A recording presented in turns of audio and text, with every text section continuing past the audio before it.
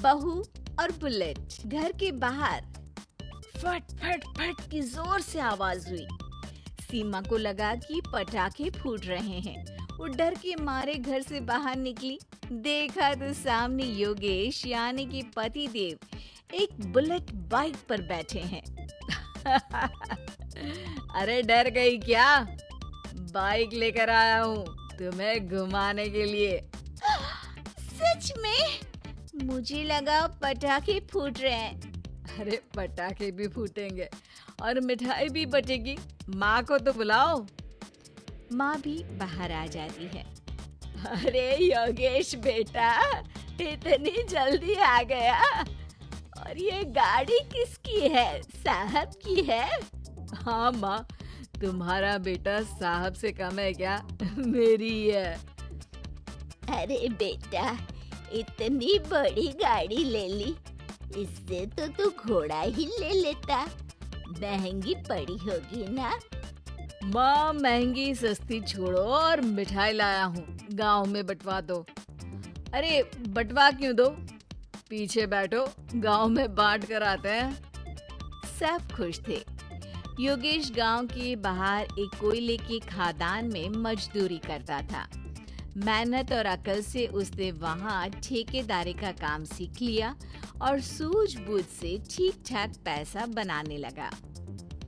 गांव में बात फैल गई कि योगेश के घर धमाका गाड़ी आई है। ऐसी गाड़ी पहले कभी किसी ने गांव में तो देखी नहीं थी। योगेश और माँ गाड़ी से वापस घर आ जाते हैं।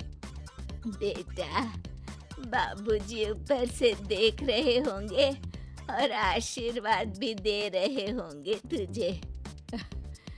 वो होते तो उनको भी घुमाता माँ। पूरे गांव में नाच नाच के मिठाई बांटने जाते। जैसे मैंने नाच नाच के बांटी थी जब वो अपने लिए एक साइकिल लेकर आए थे। बस बस, बाबूजी दो बात भी सुनाते कि फटफट वाली फटफटी ले आया। सीमा आगे कहती है, अपने लिए तो ये गाड़ी ले आए और मेरे लिए? अरे ये गाड़ी तुम्हारे लिए ही तो है। पक्का मेरे लिए है? अरे पक्का तुम्हारे लिए है। अगली सुबह जब योगेश सो रहा होता है तो उसे बाहर से गाड़ी की आवाज आती है। वो घबरा कर चिल्लाता है, चोर चोर, मेरी गाड़ी ले जा रहा है, चोर चोर। माँ भी जागती है और योगेश के साथ दरवाजे की तरफ भागती है। जैसे ही दोनों बाहर निकलते हैं तो देखते हैं कि सीमा गाड़ी चला रही है। अरे बहू, नाक कटवाओगी क्या? ये क्या कर रही हो? अरे गिर जाओगी, ये क्या कर रही हो तुम? सीमा गाड़ी को रोक कर कहती है, सारे गांव में घुमा लाई, कहीं नहीं गिरी। क्या? सारे गांव में घुमा लाई? अरे लोग क्या कहेंगे बहू? सोचा क्या एक बार? यही कहेंगे कि कितनी अच्छी गाड़ी है। अरे तुम्हारे बारे में। हाँ, कहेंगे ना कि देखो कितनी अच्छी गाड़ी पर बैठी है। बहू गाड़ी रखकर योगेश और सासू माँ के पास जाती है। तुमने कब गाड़ी चलाना सीखा? हमारे बाबूजी के पास पुरानी स्कूटर थी, सीख ली। फिर स्कूल में एक मास्टर जी भी ऐसी ही गाड़ी लेकर आते थे, उन्होंने सिखा दी। हाँ, स्कूल के मास्टर आजकल यही सब तो सिखा रहे हैं। पढ़ाई का कुछ सिखाते तो कुछ भला होता। अरे बहू, अब गाड़ी मत चलाना। हमारे परिवार में कभी किसी औरत ने पीछे से आगे की सीट पे आने की हिम्मत नहीं की है। तुम भी मत करना, समझी? जी, समझ गई माँ जी। सीमा सास की बात सुनकर चुपचाप रसोई में जाकर उदास होकर खाना पकाने लगती है। सास सुबह सुबह मंदिर से पूजा करके लौट रही होती है।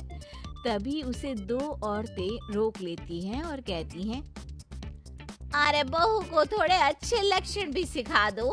गाड़ी चलाने निकली थी, गांव की मर्यादा का कोई ख्याल नहीं है। वही तो, अरे पैसे आने लगे हैं तो क्या मतलब कि किसी रीति रिवाज को नहीं मानोगे? अरे समाज में रहना है तो समाज के ढंग से ही रहना पड़ता है। अरे लाज भी नहीं आई बहू को। चूल्हे चौके से निकलकर सीधे गाड़ी लेकर चौराहे चबूतरे नाप लिए, फाट फाट फाट करते हुए। अरे कुछ कह देना उसे। अरे ये क्या कहेगी, बूढ़ी सास है, इनकी थोड़ी न चलती होगी घर में। हाँ, बहू की ही चलती होगी, मर्जी भी और गाड़ी भी।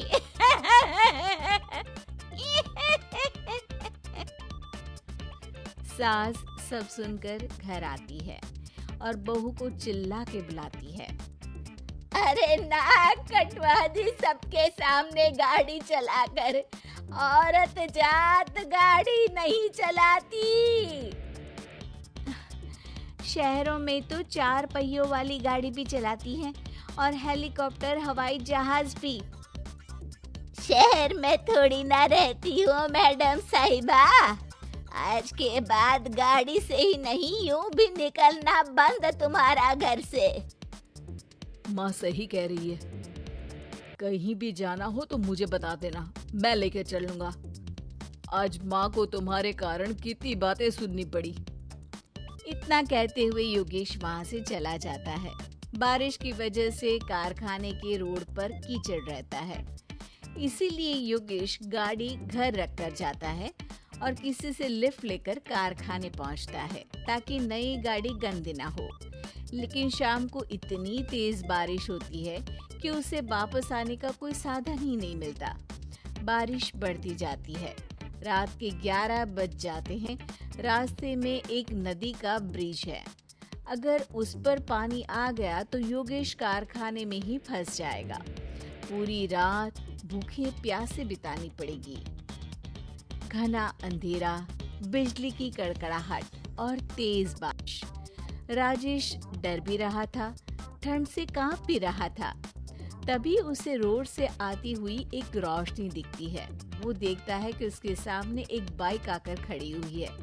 वो ऊपर वाले को धन्यवाद देकर उस बाइक वाले आदमी की तरफ बढ़ता है, पर पास जाकर देखता है तो भौचक्का रह जाता है। सीमा, तुम यहाँ इतनी बारिश में गाड़ी पर? पहले बैठो तो, नदी ब्रिज पे आ जाएगी तो जाना मुश्किल हो जाएगा। योगेश गाड़ी के पीछे बैठता है। सीमा गाड़ी चला रही है। मैंने तो तुमको पहचाना ही नहीं। गाड़ी की आवाज तो पहचानी होगी ना। अरे पर मुझे नहीं पता था कि तुम आओगी। अच्छा किया कि तुम आ गई। माँ नहीं आने दे रही थी, पर हमेशा पति पत्नी की रक्षा थोड़ी ना करेगा, पत्नी को भी तो करनी चाहिए। योगेश को सुबह अपने किए पर पछतावा होता है। उसकी आंख में आंसू आ गए जो बारिश की बूंदों में बह गए थे। उसके बाद सीमा को सास ने और योगेश ने खुशी खुशी समाज की सीमा लांघने की मंजूरी दे दी। अब वो जहां भी जाती फट फट फट गाड़ी पे ही जाती। लौटा बचपन। रश्मि की सास उससे बहुत काम कराती थी और वो इस बात से बहुत परेशान हो गई थी। एक दिन सास कहती है, बहू, रसोई का काम खत्म हो जाए तो मेरे कमरे में आ जाना, कमरे की सफाई करनी है। ये कहकर सास वहां से चली जाती है। ये सासू माँ भी ना एक के बाद एक काम देती ही जाती हैं, जैसे कि मैं कोई बोतल से निकली हुई जिन हूँ। रश्मि अपनी सास के कमरे में जाती है और स्टूल पर चढ़कर अलमारी से सामान निकाल रही होती है। अरे बहू, संभाल कर, मेरा सामान तोड़ मत दियो। वाह, इन्हें अपनी बहू की कोई चिंता नहीं है, सामान की पड़ी है कि वो ना टूट जाए। अब तो इनका सामान तोड़ना ही पड़ेगा। रश्मि सामान हाथ में पकड़ लेती है और नाटक करने लगती है। सास ये देखकर घबरा जाती है। अरे बहू, मेरा सामान बचाकर कहीं गिर ना जाए। हाँ हाँ मम्मी जी, नहीं गिराऊंगी आपका सामान। रश्मि का सच में बैलेंस बिगड़ जाता है। अरे मेरा तो सच में बैलेंस बिगड़ रहा है। रश्मि स्टूल से नीचे गिर जाती है और उसका सर बेड से लग जाता है। रश्मि के सर में दर्द हो रहा होता है। वो बेहोश नहीं हुई होती है, लेकिन वो आंखें मूंद कर पड़ी रहती है। ये देखकर उसकी सास घबरा जाती है। अरे बहू, ठीक तो है ना? तू बोलती क्यों नहीं बहू? ये अच्छा मौका है, बेहोशी का नाटक कर लेती हूँ, काम से तो बच जाऊंगी। सास रश्मि को बेड पर लिटा देती है और अपने बेटे सूरज और डॉक्टर को फोन करती है। वे दोनों कुछ ही देर में घर आ जाते हैं। सर पर चोट आने की वजह से ये बेहोश हो गई है। मैं कुछ दवाइयाँ लिख कर देता हूँ, ये मंगा लीजिएगा। वो ठीक हो जाऊंगी तो फिर से काम करना पड़ेगा। क्या करूं? अरे हाँ, ऐसी तरकीब निकाली है जिससे काम भी नहीं करना पड़ेगा और मेरी प्यारी सासू माँ को भी सबक सिखाने का मौका मिल जाएगा। डॉक्टर चले जाते हैं और रश्मि होश में आती है। तब वो बच्ची बनकर याददाश्त खोने का नाटक करने लगती है।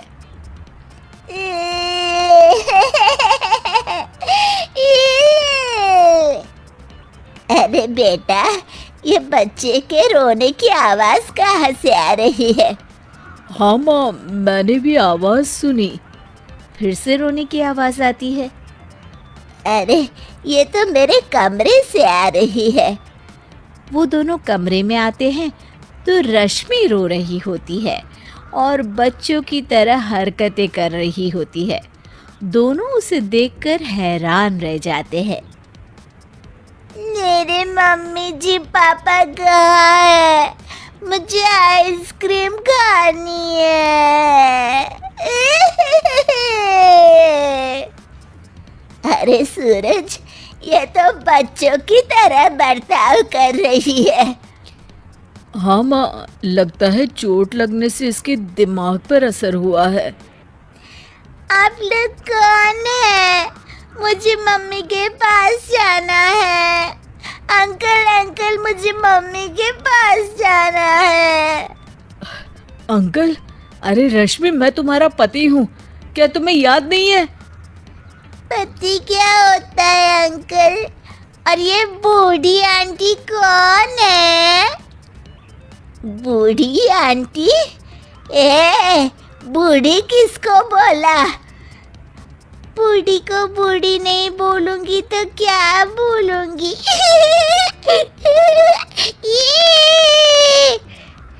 तुझे तो अभी बताती हूँ मैं।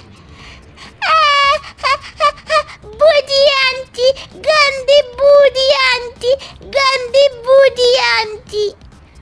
मैं कल ही डॉक्टर के पास लेकर जाता हूँ रश्मि को। अगले दिन सुबह रश्मि की सास सारा काम खुद करती है और ये देखकर रश्मि को बड़ा मज़ा आ रहा होता है। अरे वाह, इस नाटक में तो बड़ा ही मज़ा आ रहा है। चलो थोड़ी और सेवा करवाते हैं सासू माँ से। आंटी, मुझे ना भूख लगी है।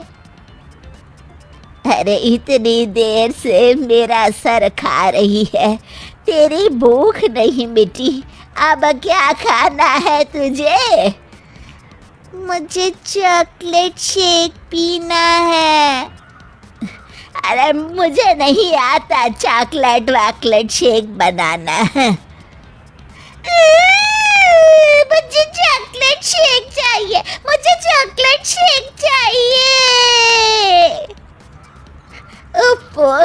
अच्छा, मेरी माँ चुप हो जा, लाती हूँ बनाकर चॉकलेट शेक। रश्मि अपनी सास से खूब काम करा रही होती है और अपने नाटक का जमकर फायदा उठा रही होती है। रश्मि पूरे घर को बार बार गंदा कर देती है और उसकी सास बार बार सफाई कर रही होती है। ए बहू, तुझे समझ में नहीं आ रहा? कितनी बार कहा है कि एक जगह बैठ, अभी एक थप्पड़ लगाऊंगी तुझे।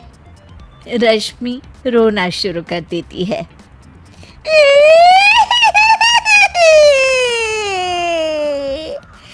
अरे अच्छा बाबा, माफ कर दे, मत रो। तुझे जो करना है कर, पर रो मत मेरी माँ। रश्मि अपनी सास की नाक में दम कर देती है। कुछ देर बाद सूरज फिर से डॉक्टर को लेकर आते हैं और डॉक्टर पूरी तरह रश्मि की जांच करता है। मुझे लगता है कि इनको हॉस्पिटल में ले जाकर स्कैन करना होगा, तभी कुछ पता चल पाएगा। बाप रे, मर गई। ये तो हॉस्पिटल ले जाने की बात करने लगे हैं। नहीं नहीं, मुझे हॉस्पिटल नहीं जाना। नहीं नहीं, मुझे हॉस्पिटल नहीं जाना डॉक्टर अंकल, गंदे अंकल, मुझे नहीं जाना। डॉक्टर तभी एक इंजेक्शन निकालते हैं और रश्मि को लगाने जा रहे होते हैं।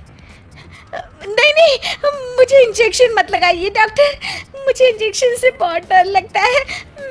मैं तो नाटक कर रही थी, मैं बिल्कुल ठीक हूँ। डॉक्टर और रश्मि की सास और पति एकदम दंग रह जाते हैं और रश्मि के इस नाटक का हो जाता है दी एंड। अंकित और अनु भाई बहन थे। माँ बाप के देहांत के बाद बड़ी बहन अनु ने दिन रात मेहनत करके अंकित की देखरेख की और उसे पढ़ा लिखा कर पैरों पर खड़ा किया था। दोनों भाई बहन खुशी खुशी रह रहे थे। एक दिन, दीदी, मुझे जॉब मिल गई है। अरे वाह भैया, तेरी मेहनत सफल हुई। मेरी मेहनत नहीं दीदी, आपकी मेहनत। अगर पापा के निधन के बाद मेरी जिम्मेदारी आप न उठाती तो ये सब नहीं हो पाता। मेरी सफलता सिर्फ आपके बलिदान की वजह से है दीदी। कुछ महीनों बाद अंकित की शादी सीमा से हुई। सीमा बड़ी ही चालाकी से अनु से मीठा मीठा बोलकर घर का सारा काम करवा लेती थी और खुद अंकित के साथ घूमा फिरा करती थी। वैसे तो वो सिर्फ खाना बनाने का काम ही घर में करती थी, लेकिन अब उसे उससे भी छुटकारा चाहिए था। इसीलिए एक दिन, दीदी, मेरे हाथ का खाना अंकित को पसंद नहीं आता, क्या आप खाना बना दोगी प्लीज? अरे हाँ हाँ, ये भी कोई कहने की बात है, जरूर। सीमा इस बात से मन ही मन बड़ा खुश होती है और अगले दिन के झाड़ू पोछे के काम से छुटकारा पाने के लिए एक और तरकीब लड़ाती है। हॉल में जोर जोर से कराहने लगती है। उसके कराहने की आवाज सुनकर अनु हॉल में भागती हुई आती है। क्या हुआ सीमा? दीदी, लगता है मेरी कमर अकड़ गई है। वो क्या है ना, मुझे झाड़ू पोछा करने की आदत नहीं है ना। मेरी मम्मी पापा ने मुझसे कभी ये काम नहीं करवाया। अरे कोई बात नहीं, झाड़ू पोछा ही तो है, मैं कर लिया करूंगी। ऐसे ही धीरे धीरे सीमा ने घर के सारे कामों का बोझ अनु पर डाल दिया। घर का सारा काम अनु करती थी, फिर भी सीमा को अनु से छुटकारा चाहिए था। इसलिए एक दिन वो अंकित के ऑफिस से लौटने से ठीक पहले ढेर सारे कपड़े लेकर धोने का नाटक करने बैठ जाती है। अरे सीमा, इतने कपड़े? अब क्या करूं, अकेली पड़ जाती हूँ, करना तो मुझे ही है ना। अरे दीदी से मदद ले लेती। अच्छा, ताकि सारा जमाना कहे कि भाभी बड़ी ननद से काम करवा रही है।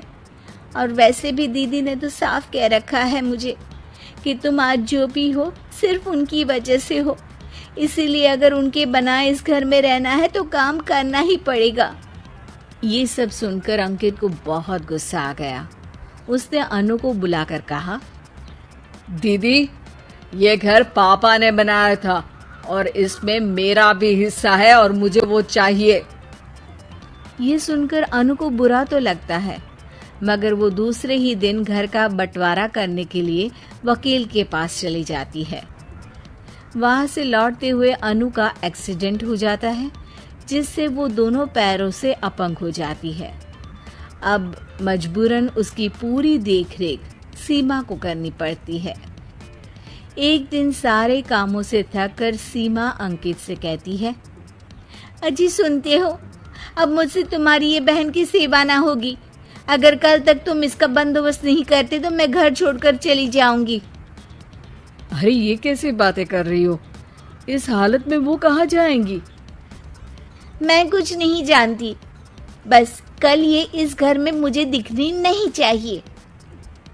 अंकित अपनी बीवी की जिद के आगे हार मान लेता है और अनु को शेल्टर होम में छोड़ आता है। 3 महीने बाद, अजी सुनते हो, ये आपके लिए एक पार्सल आया है, ये लीजिए। अरे इसमें तो घड़ी है और एक चिट्ठी भी है। दिखाइए तो। अरे वाह, बड़ी ही सुंदर घड़ी है, लेकिन ये आपको भेजी किसने? पता नहीं, शायद चिट्ठी में कुछ लिखा हो। आशा करती हूँ ये घड़ी तुम्हें पसंद आएगी। रक्षाबंधन की बहुत शुभकामनाएं, तुम्हारी दीदी अनु। चिट्ठी पढ़कर अंकित की आंखें भर आती है। मैं दीदी को लेने जा रहा हूँ सीमा। अरे घड़ी भेज तो दी उन्होंने, अब क्यों जाना उनके पास? देखा सीमा, दीदी हमसे दूर जाकर भी हमारे बारे में ही सोचती है, और एक हम है जो उनकी सेवा से बचने के लिए उन्हें शेल्टर होम छोड़ा है। तुम्हारी बातों में आकर मुझसे ये क्या पाप हो गया? मैं जा रहा हूँ दीदी को लेने, और जब मैं वापस आऊं तो तुम मुझे हमारे घर में मत दिखना। इतना कहकर अंकित अनु को लेने निकल जाता है। वहां पहुंचकर, दीदी मुझे माफ कर दो, मैं तुम्हें लेने आया हूँ। भाई, आज तो राखी है, आज तो मैं मना कर भी नहीं सकती। दोनों घर पहुंचते हैं। अरे सीमा, तुम अभी तक यहीं हो? निकल जाओ इस घर से। अरे वाह अंकित, फिर वही गलती कर रहे हो तुम। सीमा, तुम कहीं नहीं जाओगी। दीदी मुझे माफ कर दो, मुझसे गलती हो गई। सीमा, आज ये समय माफी मांगने का नहीं है, राखी की तैयारी करने का है। चलो तैयार हो जाओ, तुम्हारे भैया के घर भी तो जाना है ना। ये सुन सीमा अनु के गले लग जाती है।